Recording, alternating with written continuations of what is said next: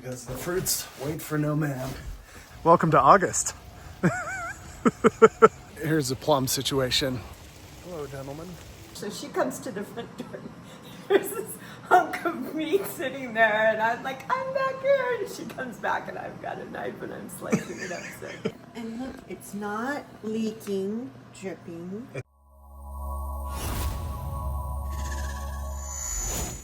It's cold and drippy one today, so I'm gonna bundle up because the fruits wait for no man. It's time to harvest some plums and apples. Try to stay a little bit dry while we're doing it. So, welcome to August. You getting a taste of one of the apples finally? What do you think? It's a little tart still. Mm-hmm. But it's yummy. Yeah, I like these ones. They're kind of like a little bit of a wine sap flavor. See out the back? Hello, gentlemen.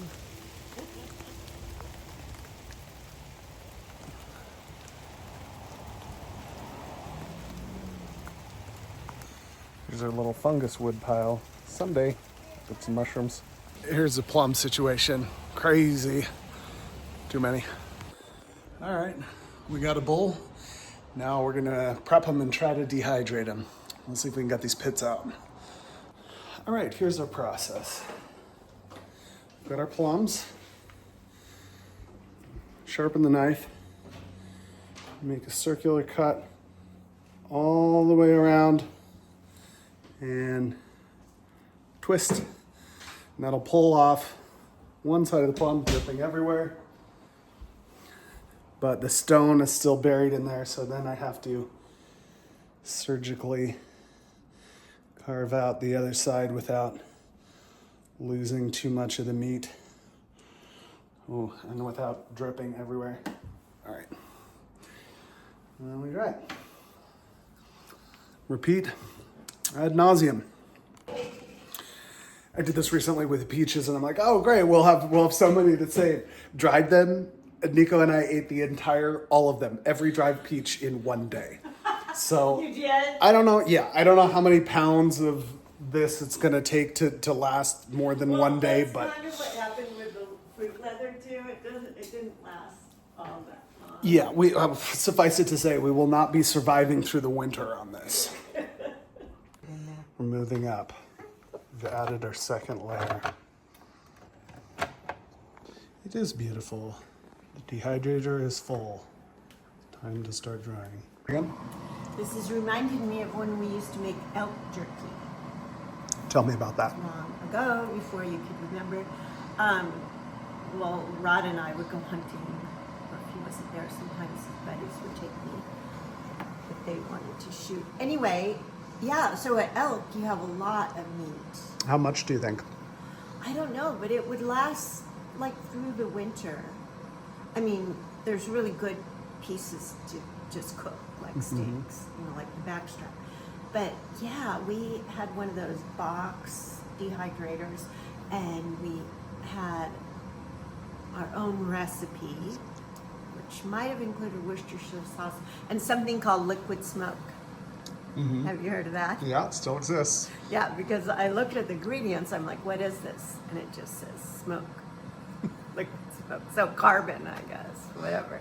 Anyway, it was so tasty and such a good snack, especially on the ski lift, because you could put it in your pocket and have lunch on the lift. The elk jerky? So this reminds me of doing that. That was the main thing we used the dehydrator for.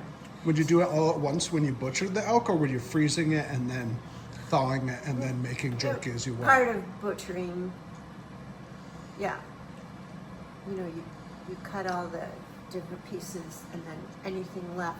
You can make burger out of it too, but jerky was great because you just could slice all the pieces and dry it as you go. Remember one time, Catherine, who was in our little babysitting co-op. She was a vegetarian. Anyway, she came over to visit me, and I was out back, a beautiful fall day, out back at a table outside, butchering a quarter, and someone else had left a quarter on the front porch. So she comes to the front door. There's this hunk of meat sitting there, and I'm like, I'm back here. And she comes back, and I've got a knife, and I'm slicing it up. So I just thought that was kind of funny. Also, there were a couple other vegetarians that we did. Marin was little, so we were doing babysitting. And Marin was the one in the group who was like, take sticks and pretend she was hunting and shooting a gun. She taught the other vegetarian children about gun culture. That's interesting. Yeah. Anyway, gosh, I think part of that's so nice is just those crisp fall days too. In Colorado up in the mountains. It's so beautiful. It is nice. Not as many of those here. We've got the drippy fall days, huh? Yeah, we have the drippy mushroom fall days, which That's is true. fun. The excitement of mushrooms kind of lends a little romanticism to the sogginess. It does. It does. That's how mushrooms are. I'm looking forward to it. Tricky. Still raining. Very beautiful. It's nice. Everything's getting plenty of water. It's our little forest. See so many different types of trees. All right, well, we have decided to call in reinforcements for the dehydrator. We are going to Lynden, to the Oude Hollande Stad, the old Dutch town, which is just like this Dutch town nearby where we live. And we're going to get some more dehydrator pieces. Maybe we'll have to go to a bakery. Maybe we'll have to go to the bakery, yeah, that's all right. And get some pastry Dutch while we're bakery. there. Windmill. Another windmill. Okay, so Unless they we only have wanted two to more get- trays. Unless we wanted to get a whole nother. We could get a whole nother dehydrator, but What they are don't. $50. Oh no, that's $140. They have flowers everywhere. A lot of them are kind of unusual, like these rudbeckia. More interesting rudbeckia.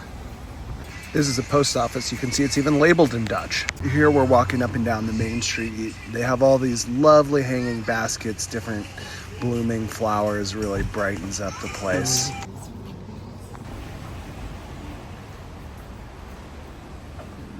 Giant tower of flowers. So kind of like in the Netherlands, they have big production nurseries and like, what does it say? They have, how much under glass? 15 acres under glass. The family that makes these and donates them to downtown Lynden. You can see another one over there. So it's a very, very Netherlandsy. Oh my gosh, look at this. It's huge. Giant. Some more giant flower towers and the windmill. You can see they have a lot of very Dutch names like Tunis and Archie. You don't see those around in the non-Dutch areas that much. Really got our healthy choices here. Blackberry delight, strudel, fresh berry donut.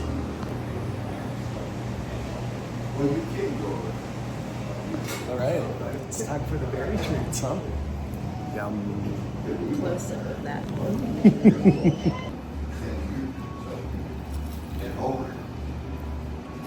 Those flags you see everywhere are Dutch flags, not Russian flags.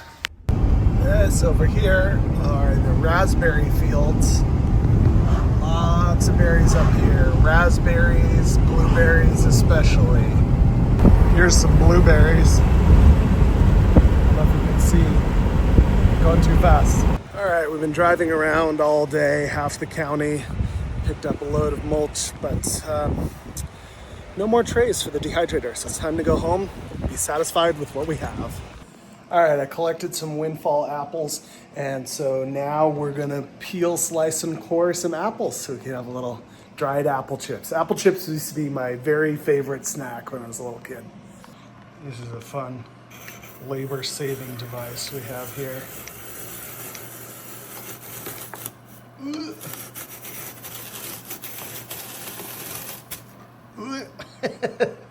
Okay, it needs both hands, but you get the idea.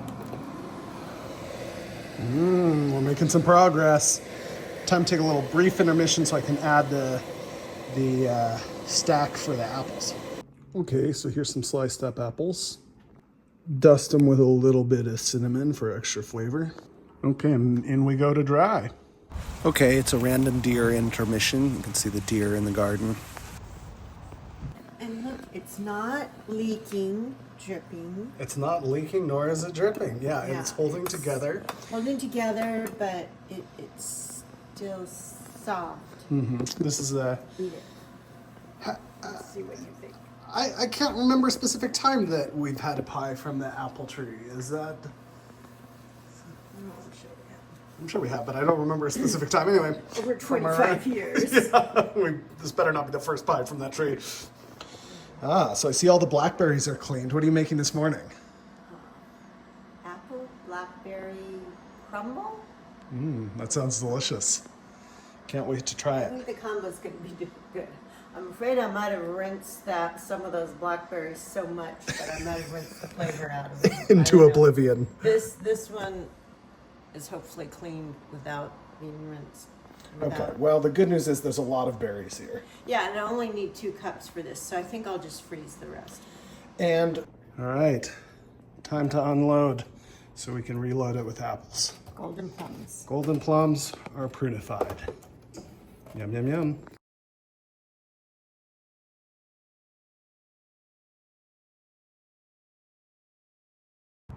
We had a pie, a crumble, and a little adventure in Lynden, and that's about it for this time.